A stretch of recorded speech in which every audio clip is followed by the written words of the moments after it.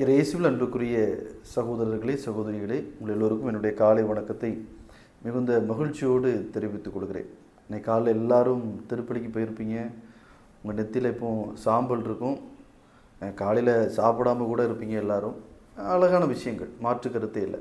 ஆனால் இதோடு முடிந்து போவதல்ல இந்த சாம்பல் புதல். இன்னைக்கு சாம்பல் பூசும்போது உங்கள் நெத்தியில் பூசும்போது ஒரு வார்த்தை சொல்லியிருப்பாங்க, மனம் திரும்பி நற்செய்தியை நம்புங்கள். இன்னொரு அழகான வார்த்தையும் எங்களுக்கு பூசும்போது சொல்லுவாங்க. அது என்ன அப்படின்னா, மனிதனே நீ மண்ணாக இருக்கிறாய், மண்ணிற்கே திரும்புவாய். இந்த ரெண்டு விஷயங்களையும் கொஞ்சம் அலசி பாருங்கள். முதல்ல, மனிதனே நீ மண்ணாக இருக்கிறாய், மண்ணிற்கே திரும்புவாய். ஸோ இன்றைக்கி நாம் சிந்திக்க வேண்டிய விஷயம் இதுதான். இந்த வாழ்க்கை நிலையானது அல்ல, இந்த உடல் நிலையானதல்ல, நம்மகிட்ட இருக்கிற பொருட்கள் நிலையானதல்ல, எதுவுமே நிலையானதல்ல. எல்லாமே அழிந்து விடும். நானும் ஒரு நாள் இந்த மண்ணா, இந்த சாம்பலா ஒரு நாள் மாறிடுவேன்னு ஞாபகப்படுத்தக்கூடிய ஒரு நாள் இந்த நாள். ஸோ அப்போ இந்த நிலையற்ற இந்த வாழ்க்கையிலேருந்து நான் நிலையான வாழ்க்கைக்கு கடந்து போகணுன்னா என்ன செய்யணும்? அதுதான் இன்றைக்கி உங்கள் நெத்தியில் பூசும்போது சொல்லியிருப்பாங்க, மனம் திரும்பி நற்செய்தியை நம்புங்கள். ஸோ இந்த ரெண்டையும் கனெக்ட் பண்ணுங்கள் அந்த மக்களை. இன்றைக்கு நீங்கள் சிந்திக்க வேண்டிய விஷயம் இதுதான். இந்த வாழ்க்கை நிலையற்றது, நிலையான வாழ்க்கைக்கு நான் போகணுன்னா மனம் திரும்பி நற்செய்தியை நம்பணும். அப்படின்னா என்ன செய்யணும்? இன்றைக்கி நீங்கள் சிந்திக்க வேண்டிய விஷயம் ஒன்று தான். அதை செய்யுங்க, இதை செய்யுங்கலாம் நான் உங்கள்கிட்ட கேட்கல. உங்கள் உடலை, உங்கள் மனசை, உங்கள் ஆத்மா, ஏன்னா இந்த மூணால் தான் நம்ம உருவாகியிருக்கிறோம். நமக்குள்ளே உடல் இருக்கிறது, மனம் இருக்கிறது, ஆத்மா இருக்குது. இந்த மூணில் எதையாவது ஒன்றையோ இந்த மூணையோ கெடுக்கக்கூடிய விஷயங்கள் என்னென்ன கொஞ்சம் நீங்கள் உட்காந்து சிந்திங்க. போதும், வேறு எதையுமே செய்யாதீங்க. கொஞ்சம் அனலைஸ் பண்ணுங்கள். Self realisation. என்ன எது கெடுக்குது? என் உடலை எது பாதிக்குது? என் மனசு எது பாதிக்குது? என் ஆத்மாவை எது பாதிக்குது? இந்த ரியலைசேஷனுக்குள்ளே இன்றைக்கி வாங்க. தயவு செய்து கொஞ்சம் முயற்சி எடுங்க. காலையில் பூசைக்கு நீங்கள் நேரம் ஒதுக்கினது போல் இந்த உங்களை தன் சுய ஆய்வு செய்வதற்காக ஒரு அரை மணி நேரம், 1 மணி நேரம், இல்லைன்னா வேலை செய்யும்போது யோசித்துக்கிட்டே வேலை செய்யுங்க. எது என்ன கெடுக்குது, எது என்ன பாதிக்குது? ஸோ அதை கண்டுபிடிச்சிட்டிங்க அப்படின்னா இந்த 40 நாளும் அதை மாற்றுவதற்கான முயற்சியில் இறங்க. அதுதான் தவ நாட்கள். வெறுமனே அடையாளங்களை கொண்டாடிட்டு போவதற்கு அல்ல இந்த தவ நாட்கள். தயவு செய்து. அப்போ எது எனக்கு உதாரணத்துக்கு வச்சுக்கிறோமே, உடல் எடுத்துக்கிறோம். இந்த உடலை எதுக்கு எடுக்குது? என் உடல் கடவுள் வாழக்கூடிய ஆலயம்.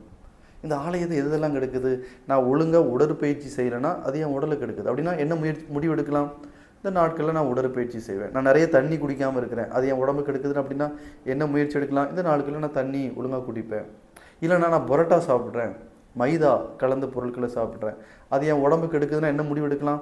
இந்த 40 நாட்கள் அதை நான் செய்ய மாட்டேன். இல்லைனா நான் அளவுக்கு அதிகமாக சாப்பிட்றேன், அது என் உடம்புக்கு எடுக்குது அப்படின்னா என்ன செய்யலாம்? இந்த 40 நாட்கள் அதை நீங்கள் நிப்பாட்டலாம். இப்படி உடல் மட்டுமல்ல, உங்கள் மனம். ஸோ மனசு என்னது?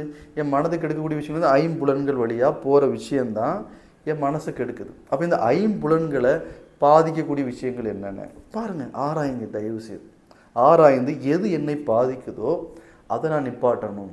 அதை நான் இந்த 40 நாட்கள் முயற்சி எடுத்து நிப்பாட்டணும். உங்களுடைய ஆத்மா, உங்கள் ஆத்மாவை எதுக்கு எடுக்கும்? நீங்கள் செய்யக்கூடிய பாவங்கள். கொஞ்சம் ஆராயுங்க. எந்த பாவத்துக்குள்ளே நீங்கள் முழுக்க விழுந்து கிடக்குறீங்க? இன்றைக்கி பல நேரங்களில் பாவம் அப்படிங்கிற அந்த கான்செப்டே நம்மகிட்ட இருந்து போயிட்டே இருக்குது. எல்லாம் ஓகே ஜஸ்ட் லைக் தட் நீங்கள் அப்படி கடந்து போகிறோம். இல்லை அன்பு மக்களே, நாம் செய்யக்கூடிய பாவங்கள் நம்ம ஆத்மாவை பாதிக்கும். ஸோ அப்போ இந்த மூணையும் கொஞ்சம் அனலைஸ் பண்ணுங்கள். என் உடலை எதுக்கு எடுக்குது, என் மனசு எதுக்கு எடுக்குது, என் ஆத்மாவை எதுக்கு எடுக்குது. ஸோ இதை கண்டுபிடிச்சிட்டிங்க அப்படின்னா, நீ கண்டுபிடிக்கிறது மட்டும்தான் உங்கள் வேலை. பெரிய காரியங்கள்லாம் செய்ய நான் சொல்லலை. கண்டுபிடிச்சிட்டிங்க அப்படின்னா நாளிலிருந்து ஏதாவது ஒரு காரியத்தை முடிவெடுத்து அந்த ஒரு காரியத்தை இந்த 40 நாளும் நீங்கள் செய்யணும். கொஞ்சம் ப்ளீஸ்.